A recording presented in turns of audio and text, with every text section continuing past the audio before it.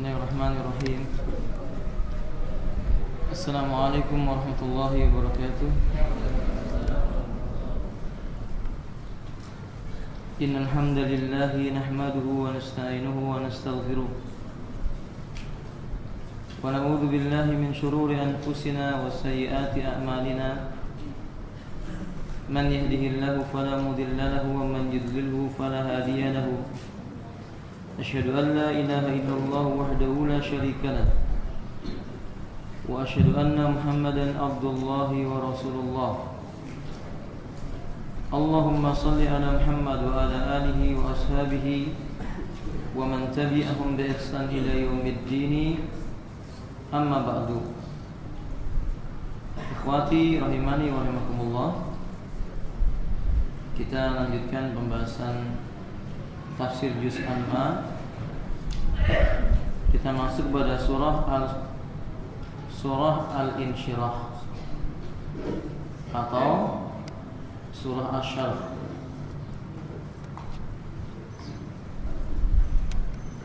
Qala Allah tabaraka wa ta'ala A'udzu billahi minasy syaithanir rajim. Bismillahirrahmanirrahim. Alam nashrah laka sadrak wa wada'na anka wizrak alladhi anqadha dhahrak wa rafa'na laka dhikrak fa inna ma'al usri yusra Inna ma'al usri yusra fa idza faragta fansab wa ila rabbika farghab. Qala al-Imam Al-Utsaimin rahimahullahu ta'ala Qala Allah subhanahu wa ta'ala mubayyinan nikmatahu ala nabiyhi Muhammadin sallallahu alaihi wasallam.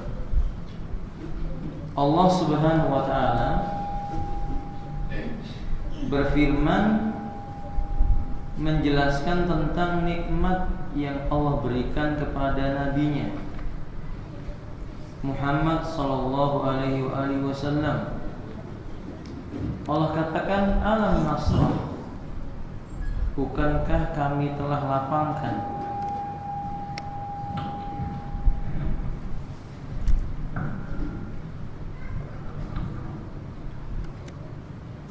alam nasrah, bukankah kami telah melapangkan laka untukmu wahai Muhammad sadrak, yaitu dadamu. Alam nasrah laka sadrak, bukankah kami telah melapangkan untukmu dadamu wahai Muhammad. Qala ulama'una hadzal istifhamu yaqul ulama innahu istifhamu takrir. Para ulama mengatakan bahwa kalimat alam nasrah itu kalimat tanya, tapi maknanya adalah penegasan. Ya. Maknanya adalah penegasan. Sehingga kata beliau selanjutnya, wastifhamut takrir yuraddu fil Qur'ani katsiran. Setiap kalimat tanya dalam Al-Qur'an yang bermakna penegasan itu banyak disebutkan di dalam Al-Qur'anul Karim. Sehingga ketika Allah mengatakan alam nasrah laka sadrak wa yuqaddiru bi anna al-ma'na qad sarahna laka sadraka, kalimat jelasnya memiliki makna sungguh kami hai Muhammad telah menjadikan dadamu itu terasa lapang. Yakni Allah subhanahu wa ta'ala menghilangkan dalam hati Rasulullah sallallahu alaihi wasallam apa saja yang memberatkan beliau. Dihilangkan segala macam bentuk penyakit-penyakit hati di dalamnya. Ini bukti bahwa Rasulullah SAW tidak memiliki keburukan dalam dirinya. Hati Rasulullah SAW adalah hati yang paling baik. Abdullah ibnu Mas'ud radhiyallahu ta'ala mengatakan, Innallaha yanzuru ila qulubil ibadi fawajada qalba Muhammadin sallallahu alaihi wasallam khairal qalb. Sesungguhnya Allah memandang kepada hati hamba-hambanya, lalu ia dapati hati Rasulullah SAW itu sebaik-baik hati. Maka Allah memilih Muhammad SAW sebagai nabi baginya. Maka apa saja yang menyesakkan dari Rasulullah SAW telah dihilangkan oleh Allah dengan firman-Nya ini, Alam nasrah laka sadrak. Sesungguhnya kami telah kami telah melapangkan dadamu, hai Muhammad.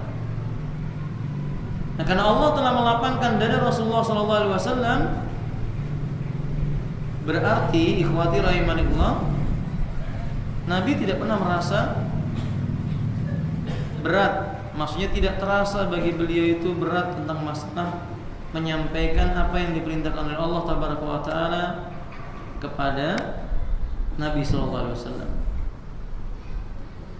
Bahkan yang dilapangkan oleh Allah Tabaraka wa Ta'ala di sini maknanya luas, seperti dihilangkannya penyakit bakhil atau sifat pelit, dihilangkannya sifat enggan atau malas, dihilangkannya sifat menentang dari dada Nabi SAW. Tidak seperti orang-orang munafik. Justru di hati mereka, di dada mereka tersimpan penyakit yang semakin lama penyakit itu semakin bertambah, lalu memiliki dampak dalam tingkah lakunya. Allah mengatakan tentang mereka, wa idza qamu ila sholati qamu kusala. Bila mereka hendak menunaikan sholat, mereka itu berdiri dalam keadaan malas-malasan. Adapun Rasulullah SAW, Aisyah radhiyallahu ta'ala berkata, Kana Rasulullah SAW idza kana fi baiti. Nabi SAW itu kalau beliau berada di rumahku, maksudnya di tempatnya Aisyah, di giliran Aisyah, maka beliau akan mengerjakan semua pekerjaan yang aku kerjakan. Beliau menjahit bajunya sendiri. Wa idza sami'an nida tarakahu fa ka'annahu la ya'rifuni. Ketika suara adzan berkumandang, ditinggalkannya pekerjaannya, bahkan seolah-olah dia tidak mengenal aku. Maksudnya ringan bagi Nabi SAW untuk melangkahkan kakinya dalam melaksanakan ibadah. Bahkan Nabi SAW dalam riwayat Imam Muslim berkata, wa ju'ilat qurratu aini fis sholati. Dijadikan oleh Allah Ta'ala penyejuk bagi hatiku itu ada dalam sholat. Sampai Nabi mengerjakan sholat tidak terasa kakinya membengkak. Dalam riwayat Imam Muslim, Aisyah radhiyallahu ta'ala anha mengatakan, falamma ra'aitu Nabiy sallallahu alaihi wasallam fi salati minal laili. Aku melihat Nabi tatkala aku melihat Nabi sallallahu alaihi wasallam di waktu malam, beliau mengerjakan salat hatta saqqa qadamai, sampai telapak kakinya membengkak. Falamma faragha qultu lah, selesai salat aku bertanya kepada beliau, alaysa ghafarallahu laka ma taqaddama wa ma ta'akhkhara min dhanbik. Ya Rasulullah, bukankah dosamu telah diampuni, yang telah berlalu dan yang akan datang? Maksudnya Aisyah, kenapa mesti sholat sampai kakinya membengkak? Nabi mengatakan, apa tidak boleh? Aku menjadi seorang hamba yang pandai bersyukur. Itu tanda-tanda bahwa hatinya dilapangkan oleh Allah Ta'ala, diringankan baginya untuk melaksanakan syariat Allah Ta'ala. Nah, hafizna rahimanillah, padahal di sebagian keadaan syariat itu terasa berat bagi orang lain. Terutama semakin banyak kemaksiatan yang dilakukannya, maka semakin berat dirasakan syariat itu bagi mereka. Padahal syariat itu tidak berat. Allah tidak menurunkan Al-Quran ini untuk memberatkan manusia. Bahkan Allah mengatakan yuridullahu bikumul yusra wala yuridu bikumul usra. Allah ingin bagi kalian itu mudah dalam beragama dan Dia tidak menginginkan kesulitan bagi kalian. Nabi SAW mengatakan ad-dinu yusrun, agama ini mudah. Yassiru wala tu'assiru, berikan kemudahan dalam beragama, jangan kalian perberat manusia dalam melaksanakan agama ini. Nah, maka berkata Ibnu Qayyim rahimahullah taala, tidaklah syariat itu terasa berat bagi sebuah jiwa melainkan jiwa yang di dalamnya dipenuhi dengan dosa. Semakin seseorang itu berbuat kedurhakaan kepada Allah taala, semakin berat. Syariat itu akan dirasakan oleh mereka. Tapi semakin dia dekat kepada Allah tabaraka wa taala, semakin ringan manusia melaksanakan syariat Allah taala. Kan Nabi SAW, beliau lelaki yang telah diampuni dosanya oleh Allah Subhanahu wa taala. Kita tidak pernah menjumpai Nabi merasa berat dalam melaksanakan agama Allah tabaraka wa taala. Ikhwati rahimanillah, Hasan Al-Basri mengatakan ada yang menyebabkan syariat terkadang terasa berat bagi hati seseorang. Yang pertama adalah hubbud dunia, terlalu amat sangat kecintaannya kepada apa? Dunia. Nah, dan Nabi SAW mengingatkan dalam riwayat Imam Ahmad, barang siapa yang cita-cita tertingginya di dalam hatinya adalah dunia, maka Allah akan berikan baginya dan kelak di yaumil qiyamah dia menyesal. Atau kama qala alaihi salatu wassalam. Yang kedua, terasa berat syariat itu karena ittibaul hawa. Hatinya itu dipenuhi dengan hawa nafsu, lalu mengikuti kehendak hawa nafsu. Padahal hawa nafsu itu Allah mengatakan innan nafsa la'ammaratun bisu. Sesungguhnya hawa nafsu itu tidak mengajak kecuali kepada kejelekan, selalu mengajak kepada keburukan hawa nafsu itu. Umar mengatakan iyyakum wal hawa, hati-hati dengan hawa nafsu. Hasan Al-Basri menyebutkan afdhalun nasil ladzi ja'ala hawahu ilahahu, sejelek-jelek dan sesat-sesat manusia mereka yang menjadikan hawa nafsu sebagai tuhannya. Karena berapa banyak manusia itu berat melaksanakan syariat karena hawa nafsunya, atau tertipu sehingga tidak bisa melaksanakan syariat karena hawa nafsunya. Adapun Allah berkata tentang nabinya alam nasrah laka sadrak, yakni maknanya benar-benar kami telah melapangkan dadamu hai Muhammad, yakni tidak terasa berat agama ini bagimu, sehingga seluruh bagian agama ini menjadi sesuatu yang baik, terasa nikmat di sisi Nabi SAW. Nabi SAW bersabda, sab'atun yudhilluhumullahu fi dhillihi yawma la dhilla illa dhilluh. Ini contoh orang-orang yang akan ditolong oleh Allah. Mereka adalah orang-orang yang diringankan oleh Allah dalam beragama. 7 golongan, di mana di yaumil qiyamah Allah akan memberikan naungan kepada 7 golongan ini. Tidak ada naungan pada hari itu kecuali naungan dari Allah Azza wa Jalla. Yang pertama, imamun adilun, pemimpin yang bersikap adil. Apa artinya adil, Ikhwan? Apa artinya adil itu? Adil itu artinya apa? Lawannya adil apa, Ikhwan? Zalim, ya. Lawan dari keadilan itu apa? Kezaliman. Adil itu apa? Jangan takut salah, Ikhwan, kita belajar. Apa itu adil? Amanah itu maknanya menjaga janji yang dia miliki, namanya amanah. Kalau adil, meletakkan sesuatu pada tempatnya, sahih. Wada'ul hal fi mahalli, meletakkan sesuatu pada tempatnya, maka disebut dengan adil. Kalau antum pakai kopiah di kepala berarti antum adil. Tapi kalau kopiah antum dikantongi, itu enggak adil namanya. Karena kantong bukan tempat kopiah. Paham, Ikhwan? Itu contoh adil. Sarung tempatnya di mana? pusar ke bawah. Kalau sarung antum meletakkan di mana? Di leher, berarti antum nggak adil, karena tidak meletakkan sesuatu pada tempatnya. Nah, ini di sini dia mengatakan imamun adilun. Imam yang bersikap adil, Allah akan lindungi dia, akan naungi dia di yaumil qiyamah.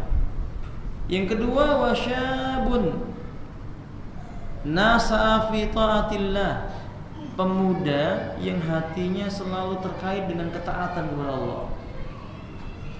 Pemuda-pemuda yang cinta amal kebajikan, hatinya selalu terikat dengan hal-hal yang berbau ketaatan kepada Allah Ta'ala. Ini Allah akan mudahkan jalannya menuju surga. Yang ketiga, warajulun qalbuhu mu'allikun bil masajid, seseorang yang hatinya selalu terikat dengan masjid.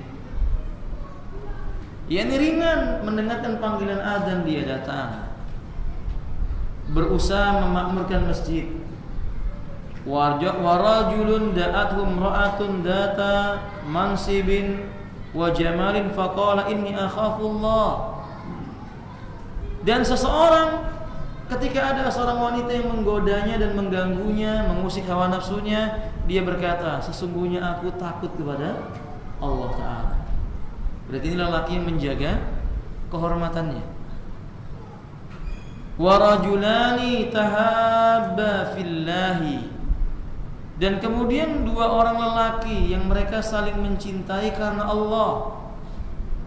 Ijtama'a alaihi wa tafarraqa alaihi, mereka berkumpul karena Allah. Bila mereka berpisah itu juga karena Allah tabaraka ta'ala.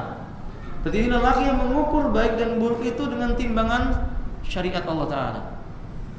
Wa rajulun tasaddaqa bi sadaqatin fa akhfaha hatta la ta'lamu shimalu ma tunfiqu yaminuhu, dan seorang yang menginfakkan hartanya, membelanjakan hartanya, mensedekahkan hartanya, sampai-sampai tangan yang kiri tidak mengetahui tatkala tangan yang kanannya mensedekahkan hartanya. Yang terakhir, wa rajulun dzakarallaha khaliyan fa fadat ainahu, lelaki tatkala dia dalam kondisi sendirian, dia berzikir, mengingat Allah, lalu mengalirlah air matanya karena teringat dengan dosa-dosanya. Yakni lelaki yang terus-menerus bertobat kepada Allah siang dan malam. Dalam keadaan sendirian dia semakin dekat kepada Allah tabaraka wa taala. Ini lelaki-lelaki atau orang-orang yang dimudahkan oleh Allah untuk melaksanakan agama. Dan ini nikmat yang agung. Akhi fillah, tidak ada nikmat yang lebih nikmat di kehidupan dunia ini setelah Islam kecuali diberi hidayah oleh Allah untuk mampu melaksanakan syariat Islam ini. Enggak semua manusia yang telah diberi hidayah oleh Allah masuk Islam lalu dia memiliki nikmat mampu melaksanakan syariat Islam. Enggak semuanya. Sehingga ketika Al-Imam Al-Utsaimin ditanya, mengapa kita di dalam sholat kita masih membaca ihdinas siratal mustaqim, ya Allah tunjukilah kami ke jalan yang lurus, bukankah Islam itu jalan yang lurus? Maka beliau menyebutkan, iya, Islam itu jalan yang lurus. Maka yang dimaksud dengan jalan yang lurus adalah menempuh jalan Islam itu. Sehingga tidak semua orang yang telah diberi hidayah masuk Islam dia mampu menempuh jalan yang lurus. Di antara mereka ada yang menyimpang, menjauh dari kebenaran. Bahkan di antara mereka ada yang kembali kepada apa? Kekafiran. Nauzubillah min dzalik. Nah, ikhwan fillah rahimani wa rahimakumullah. Maka di antara nikmat yang Allah karuniakan kepada Nabi kita, dilapangkan dadanya.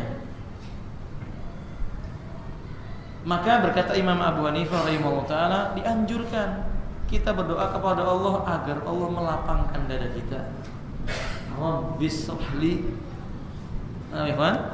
Rabbis shrahli sadri, seperti doanya siapa ini? Nabi Musa. Rabbis shrahli sadri, ya Allah lapangkanlah untukku dadaku ini. Maksudnya angkat rasa takutku kepada selainmu,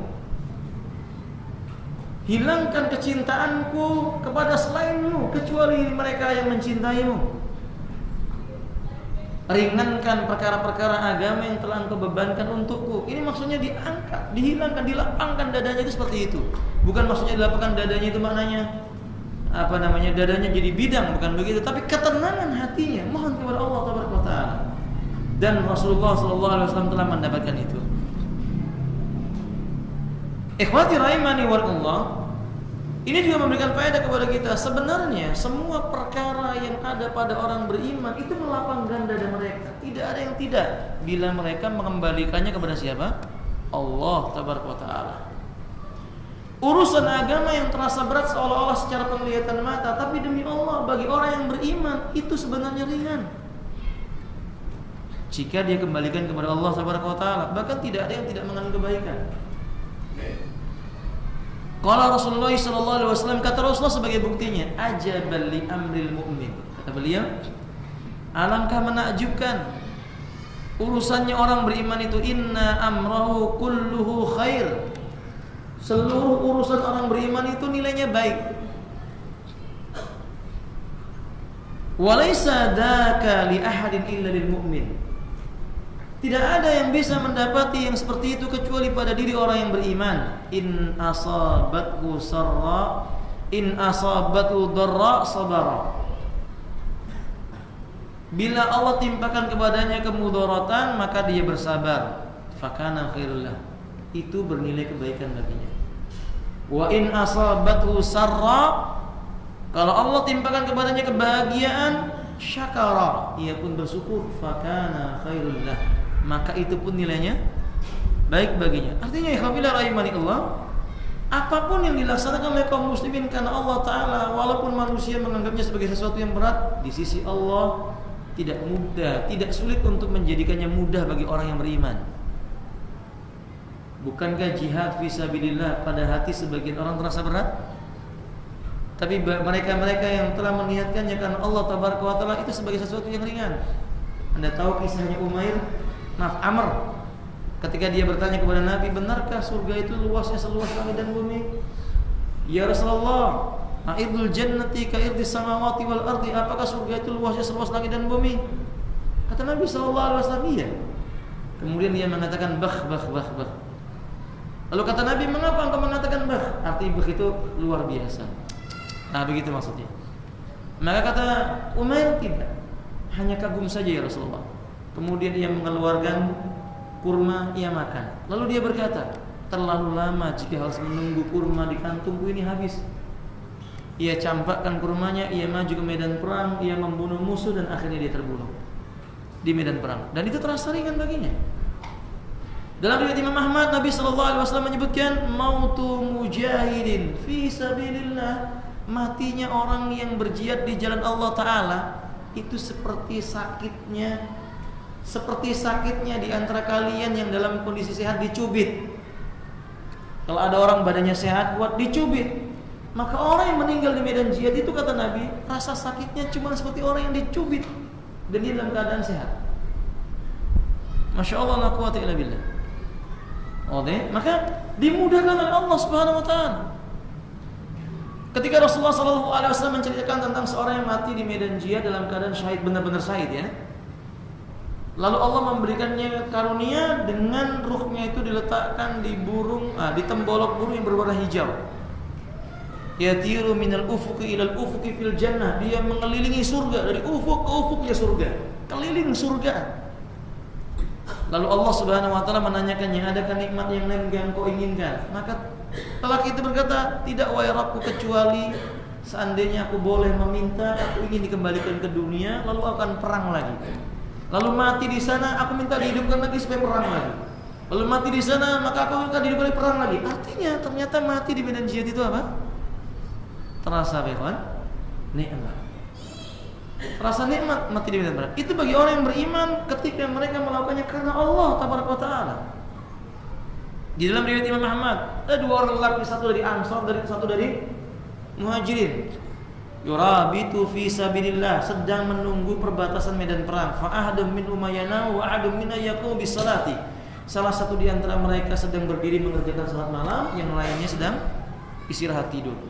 Farumi hatta suqiya ila saqihi, betisnya itu kena panah. Dalam keadaan salat kena panah, dia tidak merintih. Sampai selesai salat, temannya terbangun melihat kakinya telah berdarah. Lalu dia berkata, "Mengapa engkau tidak bangunkan aku?" Apa jawabnya? "Wa ma uridu an uqati'u qira'ati." Saya tidak mau memutuskan bacaan Qur'anku.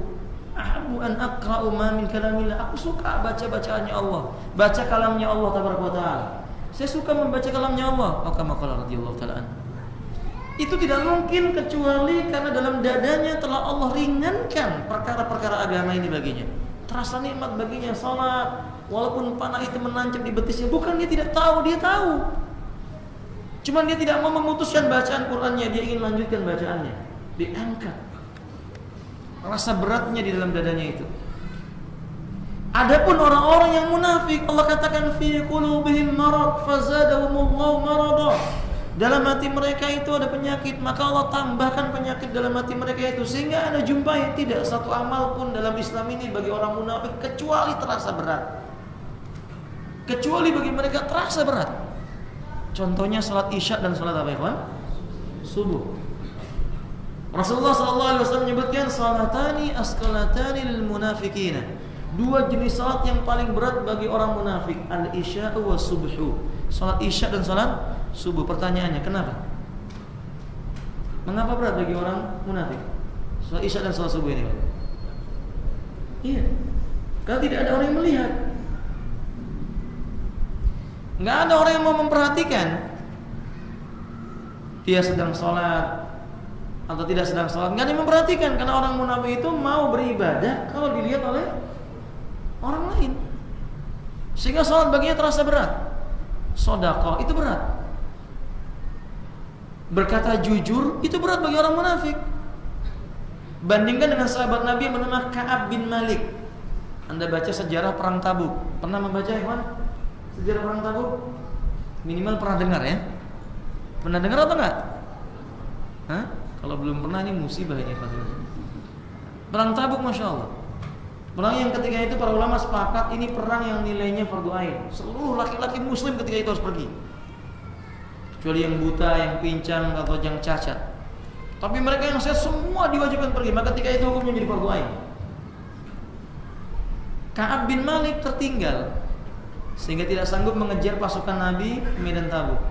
Sepulangnya Nabi dari medan Tabuk, orang munafik yang tidak ikut perang mengatakan, kami tidak perang karena kami menjaga istri. Yang lain berkata, kami tidak perang karena kami khawatir dengan anak-anak kecil kami. Padahal hatinya benci dengan perang, dia dusta. Dan Nabi telah mengatakan, tanda munafik itu ada berapa, Pak? Alamatul munafiki salas. Tanda munafik itu ada 3, dalam riwayat arba, 4. Idza hadasa kadzaba. Kalau bicara maka biasanya dia gugur dengan apa? Dusta. Adapun Ka'ab bin Malik tidak. Dia datang kepada Nabi, dia mengatakan, dia bertobat kepada Allah Ta'ala, memohon agar Nabi memohonkan ampun kepada Allah Ta'ala, bahwa dia tidak ikut perang karena tertipu dengan kebunnya. Dia jujur. Dia asik memperhatikan buah-buahan yang siap dipanennya. Dia lalai dari mempersiapkan kuda-kuda perangnya. Maka Nabi diam, tidak memberikan keputusan bagi orang. Adapun orang munafik yang berdalil dengan lisannya, dimaafkan oleh Nabi, karena Nabi hanya menghukumi zahir. Batinnya diserahkan kepada siapa? Allah. Tapi Ka'ab bin Malik jujur dia mengucapkannya, sehingga Nabi memerintahkan kepada kaum muslimin tidak boleh bicara kepada Ka'ab bin Malik. Ketemu nggak boleh ngomong. Kalau salam nggak dijawab salamnya, dibiarin saja. Kalau duduk dalam suatu tempat pindah, nggak mau duduk bersama. Sampai pada puncaknya Nabi memerintahkan istrinya pulang ke rumah orang tuanya. Bukan diceraikan, cuma disuruh pulang, menjauh dari suaminya. Sehingga Ka'ab merasa bahwa bumi itu terasa sesak baginya. Dia datang kepada orang yang sangat dekat dengannya, itu sahabat yang bernama Abu Qatadah. Dia dekat dengan Abu Qatadah. Dia ingin bertanya tentang hal ini, tetapi dikatakan oleh Abu Qatadah, sesungguhnya Nabi melarangku berbicara denganmu, ditinggalkan. Betapa sesaknya dadanya. Maka dia menyibukkan dirinya di rumah dengan sholat, naik ke atap rumahnya dia. Sholatnya itu naik ke atap rumahnya, menangis, minta kepada Allah diampuni. Dan itu tidak terasa berat untuk jujur baginya, tapi yang terasa berat karena dosa-dosanya itu. Merasa dia meninggalkan jihad fisabilillah. Lalu turun ayat yang menyebutkan diterimanya taubatnya. Ini buah kejujuran, dan itu mudah bagi orang yang bertakwa. Nah, demikian Rasulullah SAW. Alam nasrah laka sadrak, maka Anda jumpai Tidak ada perkara yang berat bagi Nabi Sallallahu Alaihi Wasallam dalam beragama ini. Artinya syariat ini bagi Nabi akan dimudahkan oleh Allah untuk dilaksanakan oleh beliau. Ingat kisah perang Khaybar, kawan, atau perang Uhud. Perang Uhud, tahu perang Uhud, ya kawan? Nah, perang Uhud orang Quraisy dipimpin oleh siapa?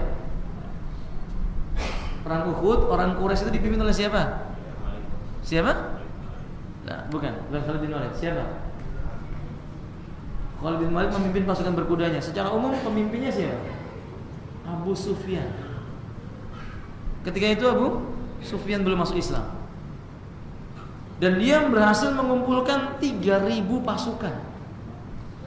Sementara Nabi hanya berapa? 1.000 saja. Ketika itu Nabi mendengar pasukan Quraisy ini datang, ingin datang ke Madinah, ingin menghancurkan kota Madinah, membalas dendam kekalahan di Medan Badar. Maka Nabi mengumpulkan para sahabat. Kemudian Nabi SAW meminta pendapat mereka, pasukan Quraisy disongsong di luar atau ditunggu di Madinah. Sebagian para sahabat dengan semangat berkata, kita songsong di luar saja ya Rasulullah. Ternyata ada orang munafik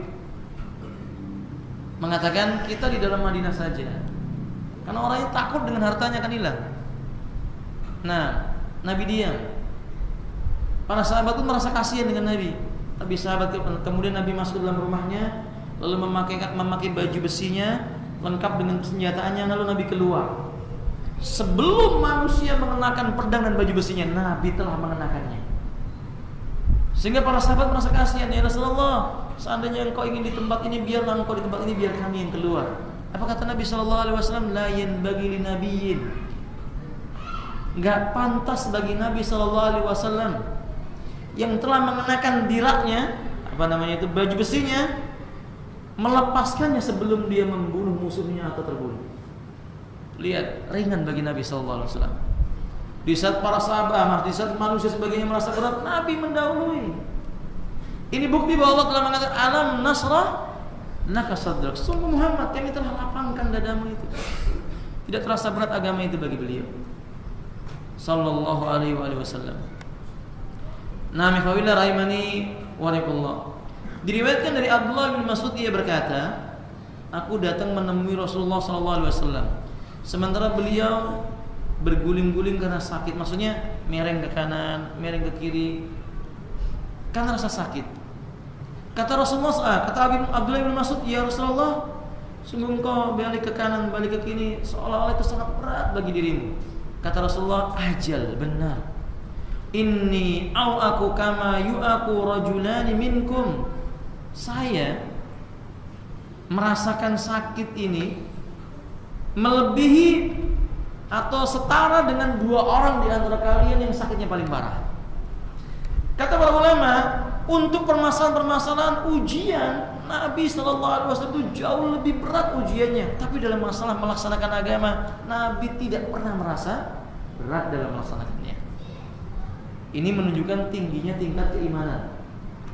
Dan Nabi SAW itu menyebutkan, ma min rajulin asaddu bala'an alaihi, tidak ada manusia yang paling berat ujiannya kepada mereka itu ilal anbiya, kecuali para nabi.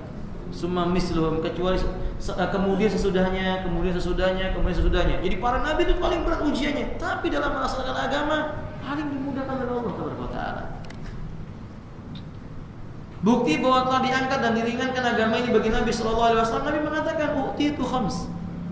Diberikan kepadaku 5 perkara yang tidak diberikan kepada orang yang datang sebelumku. Salah satunya Nabi mengatakan wa ju'ila liyal ardu tahuran wa masjidan. Dijadikan oleh Allah bumi ini untukku suci dan mensucikan dan sebagai masjid. Fa ayyuma rajulin min ummati yudrikus shalah aw adrakathu shalah falyusalli. Maka barang siapa di antara umatku yang menjumpai datangnya waktu sholat di muka bumi, sholatlah dia di mana saja di muka bumi itu. Itu menunjukkan diangkat kesulitan dalam beragama. Maka antum di perjalanan, ketika antum mendengar suara adzan atau telah masuk waktu sholat tapi tidak menjumpai tempat sholat seperti masjid, Anda tinggal berhenti, cari tanah yang jauh dari jalan raya, Anda sholat di atas muka bumi, sah sholatnya. Tidak menjumpai air, tinggal menepukkan telapak tangannya di atas permukaan, baik permukaan batu, baik itu permukaan tanah, baik itu permukaan meja. Setiap yang ada permukaannya maka Anda tepukan, lalu Anda bertayamum dengan mengusap telapak tangan kanan dan tangan kiri, lalu mengusap apa? Wajah. Maka kemudian Anda sholat, sah sudah sholatnya, dimudahkan oleh Allah Ta'ala. Dan dari sini kita bisa mengambil faedah, kata Imam Al-Utsaimin, maka orang yang menempuh jalannya Nabi dalam beragama itu juga akan dimudahkan urusannya, dengan syarat beragamanya mengikuti jalannya siapa? Rasulullah SAW. Artinya terasa mudah baginya, walaupun terasa berat seolah-olah ujiannya, tapi ringan baginya melaksanakan agama itu, insya Allah. Demikian tafsir ayat yang pertama dari Alam Nasrah laka sadrak. Insya Allah kita akan lanjutkan ayat yang kedua, yaitu wa wada'na anka wizrak, dan kami telah menghilangkan darimu bebanmu. Yani tidak ada dosa pada diri Nabi SAW. Insya Allah kita akan jelaskan pada pertemuan yang akan datang. Ada pertanyaan mungkin Bapak sambil menunggu datangnya waktu Isya? Fadhil masykurah. Ada sekitar waktu 8 menit. Ya silakan Pak. Waalaikumsalam.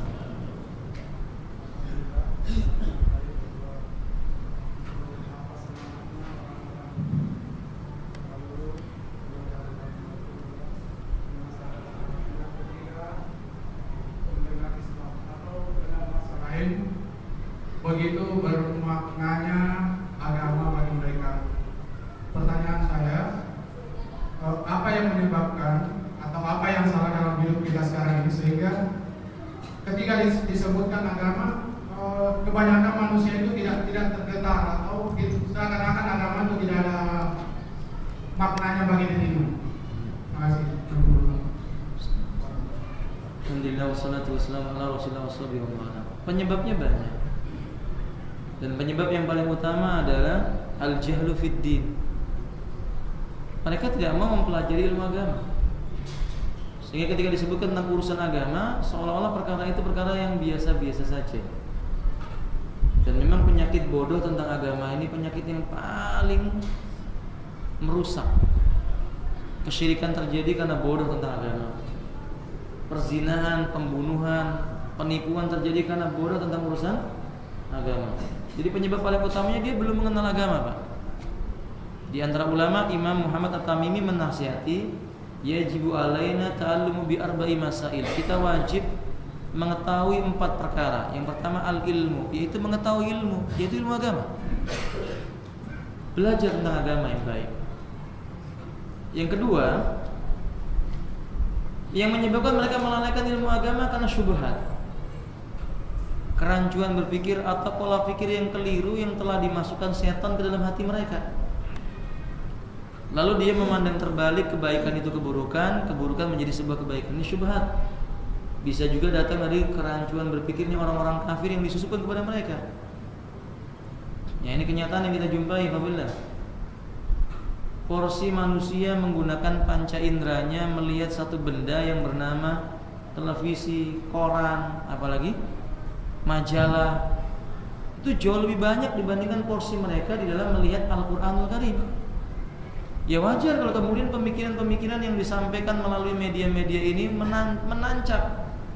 Ada seorang anak kecil, Masya Allah, usianya baru 2 tahun, itu kalau dengar suara dangdung-dangdung langsung badannya bergerak-gerak itu. Kenapa? Karena sejak kecil orang tuanya sudah memasukkan syubhat itu dalam hatinya.